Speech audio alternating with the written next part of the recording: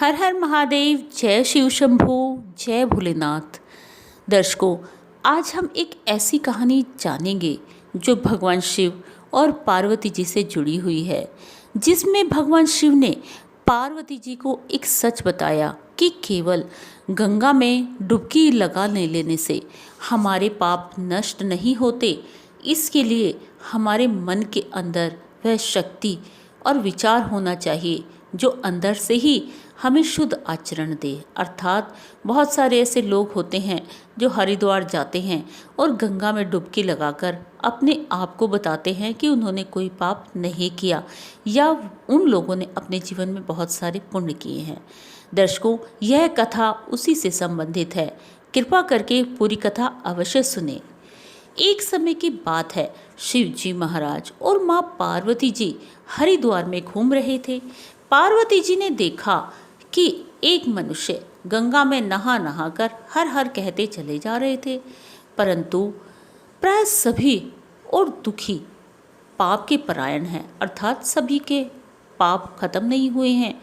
पार्वती जी ने बड़े आश्चर्य से भगवान शिव से पूछा, हे देव, गंगा में इतनी बार स्नान करने पर भी इनके पाप और दुखों का नाश क्यों नहीं हुआ? क्या गंगा में सामर्थ्य नहीं कि इनके पापों को नष्ट कर सके? तब भगवान शिव ने कहा, प्रिय, गंगा में तो वही सामर्थ्य है, परंतु इन लोगों ने पाप नाशनी गंगा में स्नान ही नहीं किया है, तब इन्हें लाभ कैसे होगा? भगवान शिव ने फिर कहा कि केवल जल में डुबकी लगाकर आ रहे हैं ये लोग। मैं तुम्हें इनका एक रहस्य समझाऊंगा कल। दूसरे दिन बड़े जोर की बरसात होने लगी। गलियां कीचड़ से भर गई। एक चौड़े रास्ते में एक गहरा गड्ढा खुदा हुआ था और चारों ओर बहुत ही कीचड़ भरा था उस गड्ढे के। भगवान शिव ने अपनी लीला से अपने आप को एक बूढ़े का रूप धारण कर लिया और बहुत ही अपनी दीन अवस्था में वह आ गए। जैसे कोई मनुष्य चलता फिरता गड्ढे में पड़ा हो, इस प्रकार से भगवान शिव ने अपने आप को एक वृद्ध का रूप देकर उस गड्ढे में गिरा लिया और फिर उस गड्ढे से निकलने की चेष्टा करने लगे, अर्थात उस गड्ढे से बाहर निकलने की कोशिश करने लगे। पार्वती जी को उन्होंने यह समझाकर गड्ढे के पास बैठा दिया कि देखो, तुम लोगों को सुना सुनाकर यह पुकारती रहो कि मेरे वृद्ध यानी कि मेरे बूढ़े पति अकस्मात अचानक से इस गड्ढे में गिर पड़े हैं। कोई पुण्य आत्मा आकर इन्हें गड्ढे से निकालकर इनके प्राण बचाए और मुझ असहाय की सहायता करे।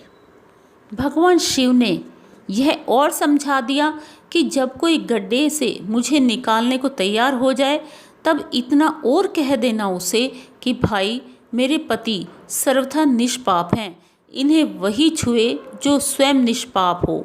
यदि आप निष्पाप हैं तो इनके हाथ लगाना, नहीं तो हाथ लगाते ही आप भस्म हो जाओगे अगर आप निष्पाप नहीं होगे तो।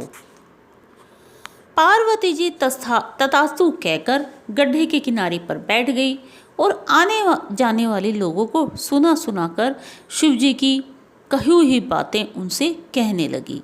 गंगा में नहाकर लोगों के दल बहुत सारे वहाँ से निकल रहे थे, लेकिन कोई भी उधर ध्यान नहीं दे रहा था। सुंदर युवती को यूं बैठी देखकर कईयों के मन में पाप आने लगा और कुछ लोग अपनी लज्जा की वजह से सीधे की सीधे निकलने लगे। कुछ लोगों ने तो पार्वती जी को यह भी सुना दिया कि मरने दे बुढ़े को, क्यों उसके लिए रोती है। आगे और कुछ दयालु सच्चरित्र पुरुष भी थे।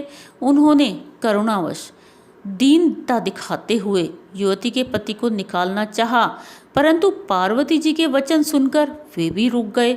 उन्होंने सोचा कि हम गंगा में नहाकर तो आए हैं, तो क्या हुआ, पापी तो हैं ही, कहीं हमारे हाथ न जल जाएं इस बूढ़े को निकालते हुए। और वह व्यक्ति सोचने लगे कि कहीं बूढ़े को निकालने के लिए हम जाएं और इस स्त्री के कथन अनुसार हम स्वयं ही भस्म न हो जाएं। इसलिए किसी भी व्यक्ति का साहस नहीं हुआ। बहुत सारे लोग वहाँ रास्ते से निकले और पूछते हुए कि क्या हुआ चले गए।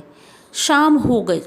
शिवजी ने कहा, पार्वती जी देखा, आया कोई गंगा में नहाने वाला।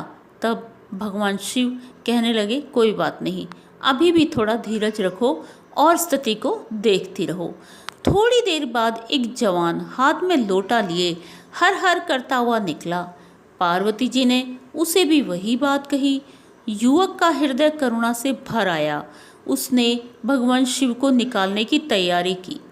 पार्वती जी ने उसे रोककर कहा कि भाई, यदि तुम सर्वथा निष्पाप नहीं हो तो मेरे पति को छूते ही जल जाओगे, इसलिए उन्हें छूने से पहले सोच लेना। उस व्यक्ति ने उसी समय बिना किसी संकोच के दृढ़ निश्चय के साथ पार्वती जी से कहा कि माता, मेरे निष्पाप होने में मुझे संदेह क्यों होता है? देखती अब नहीं, मैं अभी गंगा नहा कर आया हूँ। भला गंगा में गोता लगाने के बाद भी कभी पाप रहते हैं? तेरे पति को मैं अभी निकाल देता हूँ। उस युवक ने लपक कर बूढ़े को अर्थात भगवान शिव को ऊपर उठा लिया। शिव पार्वती जी ने उसे अधिकारी समझकर, यानी कि उसे हक है कि वह हमारे असली रूप का दर्शन करे, अपना असली स्वरूप के दर्शन उस व्यक्ति को कराए और उसे दर्शन देकर कृतार्थ किया। शिव जी ने पार्वती जी से कहा कि इतने लोगों में से केवल यह ही व्यक्ति है जो गंगा स्नान करके आया है। अर्थात दर्शकों, इस कहानी से हमें सार मिलता है कि बिना श्रद्धा और विश्वास के केवल दंभ के लिए गंगा स्नान करने हुए आए लोगों को कभी भी यह नहीं सोचना चाहिए कि उनके पाप नष्ट हो गए हैं, क्योंकि पाप उनके मन में भरा हुआ है और उन्हें वास्तविक फल भी नहीं मिल पाता। परंतु इसका यह मतलब नहीं कि गंगा स्नान व्यर्थ जाता है।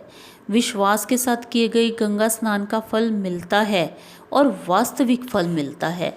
इसलिए जब भी कोई पूजा पाठ करें, कहीं गंगा में स्नान करने के लिए आप जाते हैं, चाहे आप हरिद्वार जाएं या कहीं भी जाएं, तो अपने मन में एक विश्वास रखिए। बिना विश्वास के सारी शक्तियाँ व्यर्थ हैं, सारी पूजा पाठ व्यर्थ है, क्योंकि विश्वास वह शक्ति है जो ईश्वर से हमें जोड़ती है। हर हर महादेव, जय शिव शंभू, जय भोलेनाथ।